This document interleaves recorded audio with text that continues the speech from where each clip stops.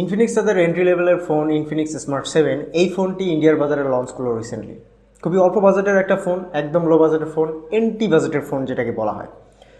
So এরকম কম বাজেটের ফোনগুলোর কিন্তু স্পেসিফিকেশন খুবই কম হয়ে থাকে এবং ফিচার খুবই কম হয়ে থাকে, লিমিটেড হয়ে থাকে। সো এই ফোনটিও তার ব্যতিক্রম নয়। আপনারা হয়তো বা শুনেছেন যে সস্তার 3 অবস্থা। তো এই ফোনটিরও সেম একই অবস্থা।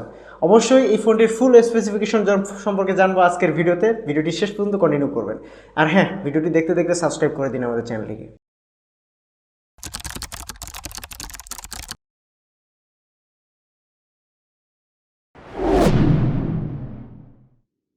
ইনফিনিক্স স্মার্ট 7 এই ফোনটি কিন্তু বক্সি শেপের দেখতে, খুবই ভালো লাগে দেখতে। এই ফোনটির ব্যাক প্যানেল এবং ফ্রেম প্লাস্টিক বিল্ডের হলেও এই ফোনটির ব্যাক প্যানেলের দিকে যদি আপনারা তাকান দেখতে পারবেন একটা ঢেউ খেলানো ব্যবসা রয়েছে।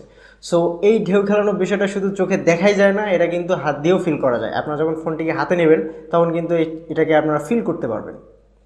খুবই মজার একটা ডিজাইন করেছে ইনফিনিক্স এখানে, এবং সাথে গ্রেডিয়েন্ট কালার দিয়ে আরও আকর্ষণীয় করে তুলেছে এবং প্রিমিয়াম করে তুলেছে। যখন আপনারা ব্যাক প্যানেলের দিকে তাকাবেন মনে হবে খুবই প্রিমিয়াম একটা ফোন। সো এই ফোনটিতে ব্যাক প্যানেলে কিন্তু 2টি ক্যামেরা দেওয়া হয়েছে, যদিও 4টি ক্যামেরা মনে হয়, বিশাল ক্যামেরা মডিউল, কিন্তু এখানে 2টি ক্যামেরা দেওয়া হয়েছে। অবশ্যই সেদিকে যাব।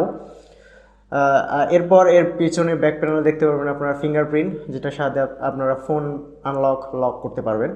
যাই হোক, এই ফোনটির যে ডিজাইনটি রয়েছে, ঢেউ খেলানোর ডিজাইন, এই ডিজাইনটিকে ইনফিনিক্স নাম দিয়েছে অ্যান্টি ব্যাকটেরিয়াল ডিজাইন, যার কারণে নাকি ব্যাকটেরিয়ার আক্রমণ থেকে রক্ষা পাবে এই ফোনটি।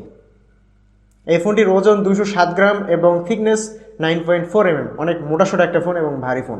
সো এর পিছনে কারণের ব্যাটারি, অবশ্যই সেদিকে যাব।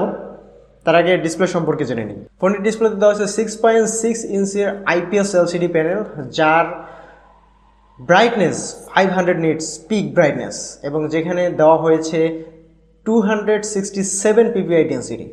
যেহেতু এই ফোনটি বাজেট লেভেলের ফোন এবং খুবই এন্ট্রি বাজেটের একটা ফোন, যার কারণে ডিসপ্লেতে IPS LCD প্যানেল ইউজ করেছে। তারপরও এই ডিসপ্লেটি কিন্তু খুব একটা খারাপ না, দেখতে ভালোই লাগে এবং HDR ভিডিও দেখা যায়, HDR কন্টেন্টও দেখা যায়, তবে একটু ল্যাগ করে। এর কারণ হচ্ছে এর প্রসেসর। সো যাই হোক, সেদিকে অবশ্যই যাব।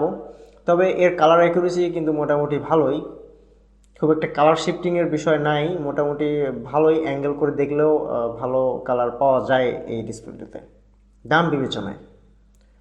এই ফোনটিতে র্যাম এবং রোম অর্থাৎ স্টোরেজ, ইন্টারনাল স্টোরেজ র্যাম হিসেবে ইউজ করা হয়েছে একটাই ভেরিয়েন্ট 4GB 64GB। একটা ভেরিয়েন্টে লঞ্চ হয়েছে।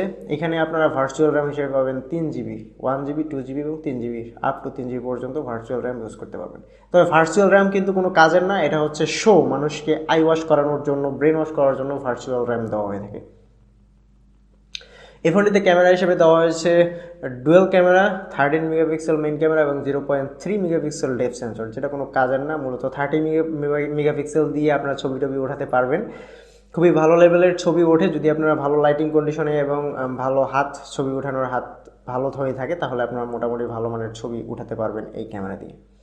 খুব আহামরি বেশি আশা করলে কিন্তু ভুল করবেন আপনারা, কারণ আপনারা প্রথমেই আপনাদেরকে এর বাজেট বিবেচনা করতে হবে। এই বাজেটে এই ক্যামেরা ঠিকঠাক আছে। ফোনটিতে ফ্রন্ট ক্যামেরা হিসেবে ইউজ করা হয়েছে 5 মেগাপিক্সেলের একটি ক্যামেরা, যেটি দিয়ে সেলফি টেলফি উঠাতে পারবেন। এবার আসা যাক ফোনটির পারফরমেন্স সেক্টরে। ফোনটিতে ইউনিএসওসির একটা প্রসেসর দেওয়া রয়েছে, যে প্রসেসরের নাম পড়তে গিয়ে আমার দাঁত ভেঙে যাবে, বিশাল একটা প্রসেসরের নাম।